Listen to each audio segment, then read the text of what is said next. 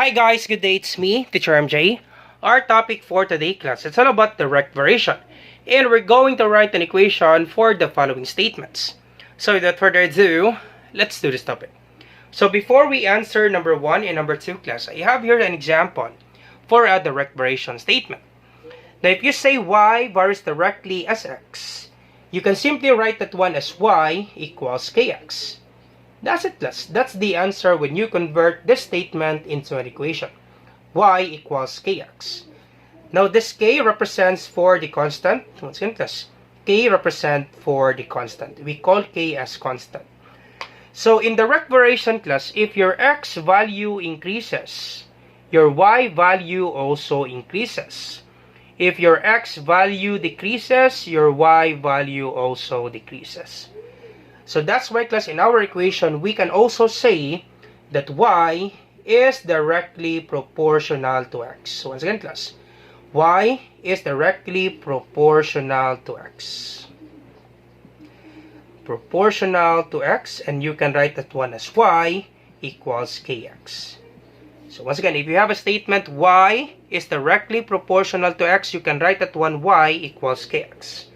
Or you can simply write y is proportional to x. Proportional to x. And you can just simply write y equals kx. Once again, class, do not be confused with k. K is the constant. It's always there if you're dealing with equation. K, it's always there, class. Alright, let me give you another example, class. Let's have another letter, class. What if I say... Okay, let's have another letter. What if I say n varies directly as m. How will you write this one, class? N varies directly as m. How will you write this one, class? Could you try? Yep, that's correct. N varies directly as m. You can just simply write this one. N equals, do not forget k. K then m. That's it, class. Easy as that, class. That's the answer if you convert the statement into equation. N equals km. K, it's always there. And that's what we call constant. Alright, so if you understand this one, class, we'll be answering number 1 and number 2. I'm sure, class, very easy for this one in writing an equation.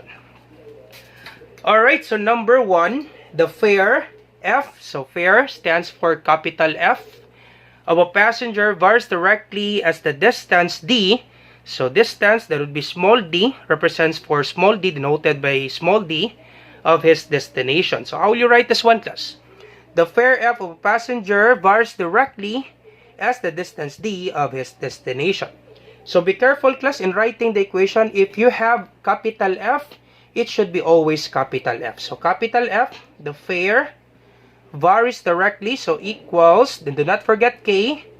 K varies directly as the distance d. So d denoted as the distance, so d. That's it, class. That's the answer for number 1. Easy as that, class. F equals kd. So the fare varies directly as the distance. So k, it's always there. That would be the constant. That's the answer for number 1, class. Easy, right? For number 1.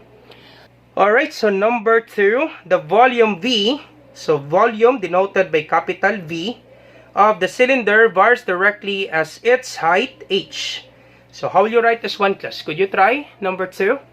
That's correct. That would be the volume. So V equals varies directly. So do not forget k as its height. So height is h, small h. That's it. That's the answer for number 2. Is it right? The volume V of the cylinder varies directly as its height h. Once again, class, always remember, do not forget k. K is always the constant. So that would be V, capital V equals kh. Always remember, class, if it's capital letter, use capital letter. If it's small letter, use small letter. Be careful, class, in writing the equation. Alright, so let's have another example for you to really understand this one. Let's have another example. Alright, so let's work on example number 3. The area of a square.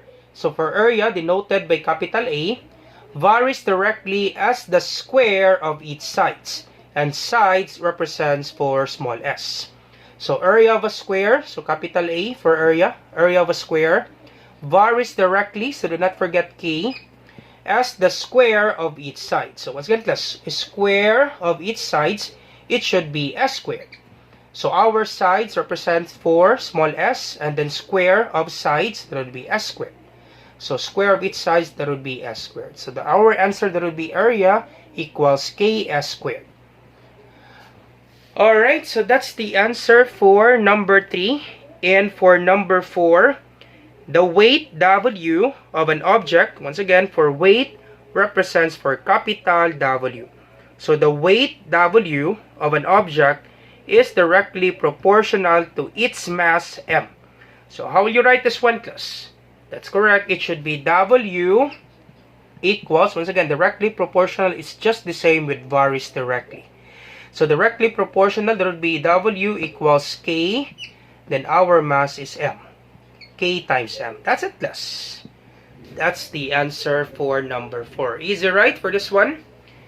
Alright, and then you try this one, class, number 5, and you put your answer on the comments section down below. Let me check, class, if you really understand our topic. So the distance D, so the distance represents for capital D, traveled by a car varies directly as its speed S.